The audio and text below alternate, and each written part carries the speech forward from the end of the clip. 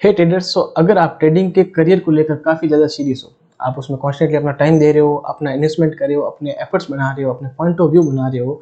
Ultimately आप trading को as an opportunity देखते हो अपने आप को ग्रो करने में, तो उस केस में ट्रेडिंग की जो ट्रेडर्स कुछ बेसिक स्किल्स होती हैं उसमें आपको काफ़ी ज़्यादा बेहतर होने की ज़रूरत है, क्योंकि ये जो स्किल्स होती हैं ये आपको हेल्प करती हैं to be into the market for the long लास्टिंग्स।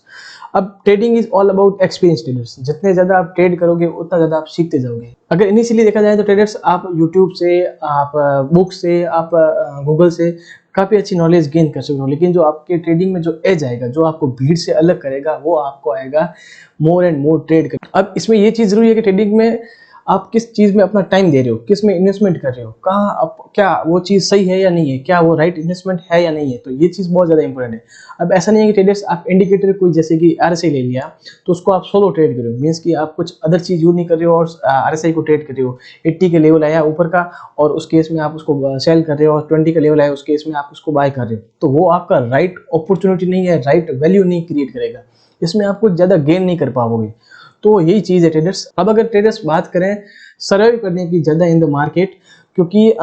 जो नए ट्रेडर आते हैं वो क्या करते हैं कि ट्रेडर्स कुछ एंट्री बैरियर तो ज़्यादा कुछ खास होता नहीं, तो वो फालतू के इन्वेस्टमेंट करते हैं और अपना पैसा लूज कर देते हैं। तो अगर आपको लॉन्ग लास्टिंग मार्केट में सस्टेन रहना है तो उस केस में आपको कुछ चीज़ें जैसे कि रिस्क रिवॉर्ड रेशियो है वो काफ़ी ज़्यादा बेहतर होना चाहिए। मीन्स कि जब कभी भी आप ट्रेड लो तो उस केस में जो आपका स्टॉप लॉस हो, मतलब कि आप पैसा लूज करो तो वो कम करो, और जब अपना टारगेट हिट करो तो वो ज़्यादा हो। मीन्स कि एटलीस्ट आपके पास 1.5 या 1.7 या 2 इससे आगे का आपका पॉइंट ऑफ व्यू होना चाहिए कि अपने रिस्क रिवॉर्ड को कैसे बढ़ाऊं मैं, तो 1.5 से कम नहीं होना चाहिए एटलीस्ट। और सेकेंड चीज़ होती है कि जब कभी भी आप ट्रेड लेते हो तो उस केस में आप मोस्टली आप सही साबित हो, मीन्स कि आप 10 ट्रेड ले रहे हो तो उसमें आप अपनी कोशिश करो कि एटलीस्ट 50% एक्यूरेसी रहे, कि आप सही हो। 10 ट्रेड ले रहे हो तो 5 ट्रेड में आपका पॉइंट ऑफ व्यू सही हो कि ये बुलिश है तो आगे ऊपर जाना चाहिए स्टॉक्स, तो उस केस में ऊपर जाए, तो ये भी काफ़ी ज़्यादा इंपॉर्टेंट है। अब जो ये दो स्किल्स हैं ट्रेडर्स, चार्ट पैटर्न काफ़ी अच्छे से आपको प्रोवाइड करता है, क्योंकि चार्ट पैटर्न में जब आप देखोगे कि किसी भी चार्ट पैटर्न का ब्रेकआउट हो रहा है या फिर चार्ट पैटर्न से कोई रिवर्सल आ रहा है,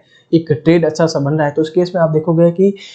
वॉल्यूम है वहाँ पर बहुत ज़्यादा होता है, और जो मूवमेंट होता है ऐसा नहीं कि 1-1.5% का या फिर आधे % का मूव आता है, मूवमेंट भी बहुत ज़्यादा अच्छा आता है। अब चार्ट पैटर्न के केस में ट्रेडर्स अगर आप अपना इन्वेस्टमेंट्स एफर्ट्स देते हो तो वो एक एक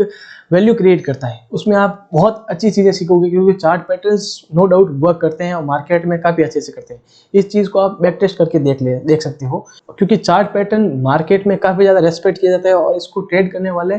काफ़ी ज़्यादा हाई नंबर है। अब ये चीज़ है कि ट्रेडर्स चार्ट पैटर्न्स को अगर देखा जाए तो काफ़ी सारे चार्ट होते हैं, तो इसमें ये भी रहता है मन में कि कौन से चार्ट पैटर्न को ट्रेड करें और कैसे ट्रेड करें, क्योंकि कभी-कभी ब्रेकआउट भी ट्रेड किया जाता है, कभी-कभी रिवर्सल भी ट्रेड किया जाता है, और कौन से चार्ट पैटर्न ऐसे हैं जिसको हमें ट्रेड करना चाहिए। सो इन सारी चीज़ों के बारे में हम इस वीडियो में बात करने वाले हैं। So let's talk about all of those briefly.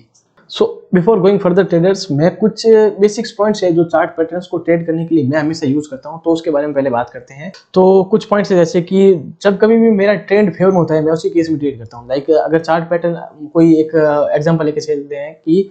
Head and shoulder pattern है, वो बेयरिश वे में बन रहा है 5 मिनट टाइम फ्रेम में, और मेरा जो ट्रेंड है वो बुलिश है, तो उस केस में मैं उस चार्ट पैटर्न को अवॉइड करूंगा, मैं उस केस में उसको चार्ट पैटर्न को ट्रेड नहीं करूंगा। सो ये मेरे लिए मैंडेटरी है कि चार्ट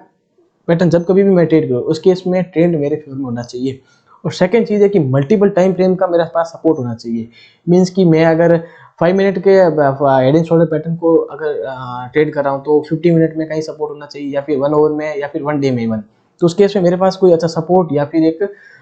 फेवरेबल चीज़ टेक्निकली होनी चाहिए। थर्ड चीज़ है कि ट्रेडर्स जो ऑल ओवर जो सेंटीमेंट है स्टॉक का अच्छा होना चाहिए। मीन्स कि ऐसा नहीं है कि मैं 50 मिनट को ट्रेड कर रहा हूँ या फिर 1 ओवर के चार्ट पैटर्न को ट्रेड कर रहा हूँ, ओके लेट्स से, तो उस केस में ऐसा नहीं है कि मुझे पोजीशन ओवरनाइट होल्ड भी करनी पड़ सकती है। लेट्स से कि मैं बैंकिंग का स्टॉक ले रहा हूँ और उसको मैं ट्रेड करने वाला हूँ, उसमें हेड एंड शोल्डर पैटर्न बन रहा है या फिर कोई भी चार्ट पैटर्न बन रहा है, तो उस केस में क्या होता है कि ट्रेडर्स मैं अगर उसको ट्रेड करूँ और मुझे कहीं ना कहीं ऐसा हो सकता है कि 1 ओवर को मैं टाइम फ्रेम लेकर चल रहा हूँ, तो मुझे ओवरनाइट पोजीशन को होल्ड करना पड़ सकता है या फिर 1 या 2 दिन के लिए होल्ड करना पड़ सकता है, क्योंकि मेरा रिस्क और रिवॉर्ड रेशियो बहुत ज़्यादा है। तो उस केस में ट्रेडर्स क्या होता है, गैप अप और गैप डाउन की भी चांसेस रहते हैं, तो वो क्या है कि मेरे फेवरेबल होना चाहिए। अगर बुलिश मोमेंटम है अगर स्टॉक्स में ऑल ओवर, ठीक है ना, तो उस केस में ये चीज़ मेरे को हेल्प करती है। तो मल्टीपल रीजन होते हैं मैं जब कभी भी चार्ट पैटर्न को ट्रेड करता हूँ, ऐसा नहीं कि सिर्फ और सिर्फ चार्ट पैटर्न पड़ रहा है बन रहा है और उस केस में मैं ट्रेड कर रहा हूँ, नो। ये जो बेसिक्स पॉइंट्स है वो भी उसमें इंक्लूड होने चाहिए, it is compulsory for me. So अगर हम बात करें ट्रेडर्स चार्ट पैटर्न्स की, जो कि मार्केट में काफ़ी ज़्यादा एक्टिव है और इसमें वॉल्यूम भी गेन होता है, मोमेंटम भी गेन होता है, जिसमें आपको अच्छा रिस्क और रिवॉर्ड रेशियो और एक्यूरेसी मिल सकती है। जैसे कि सबसे ज़्यादा इंपॉर्टेंट जिसको मैं इंपॉर्टेंस देता हूँ और मैं बहुत ज़्यादा ट्रेड करता हूँ, ये double top double bottom pattern हो गया। इसको मैं बहुत ज़्यादा ट्रेड करता हूँ और इसमें मोस्टली मेरा जो अमाउंट है, मैं जो मोस्टली प्रॉफिट बुक करता हूँ वो होता है ऑप्शन सेलिंग से। मोस्टली मैं ऑप्शन सेलिंग से करता हूँ। और उसके बाद में हेड एंड शोल्डर पैटर्न हो गया, इसमें बाइंग का भी काफ़ी मजा आता है और कभी कभी ऑप्शन सेलिंग भी करता हूँ। और कप एंड हैंडल पैटर्न हो गया, अब फ्लैग पैटर्न हो गया। अब इसमें ट्रेडर्स मेरा बहुत ही अच्छा रिस्क रिवॉर्ड रेशियो रहता है, मतलब बहुत ज़्यादा कम दिखता है, कम ट्रेड करता हूँ, लेकिन जब करता हूँ तो बहुत ज़्यादा एक्सपेक्टेशन रखता हूँ रिस्क टू रिवॉर्ड रेशियो की। मीन्स कि 1:1 एटलीस्ट 1:1 या फिर 1:2.5 तक एटलीस्ट मैं एक्सपेक्ट करता हूँ फ्रॉम द फ्लैग पैटर्न्स, क्योंकि ये काफ़ी ज़्यादा इजीली बन जाता है और ये एक मोमेंटम वाला ट्रेडिंग होती है ना, क्योंकि मोमेंट बन रहा है और थोड़ा सा करेक्शन के लिए ट्रेड आया, फिर एक ब्रेकआउट बनाता है ऊपर की साइड और बहुत प्यारा सा मोमेंटम देता है, तो मैं इसको बहुत ज़्यादा ट्रेड करता हूँ। जब कभी भी ये पैटर्न दिखता है मैं हमेशा एक्सपेक्ट करता हूँ कि एटलीस्ट 1.7 या 1.8 तो गेन करूँ एटलीस्ट, और वो भी ऑप्शन बाइंग में। तो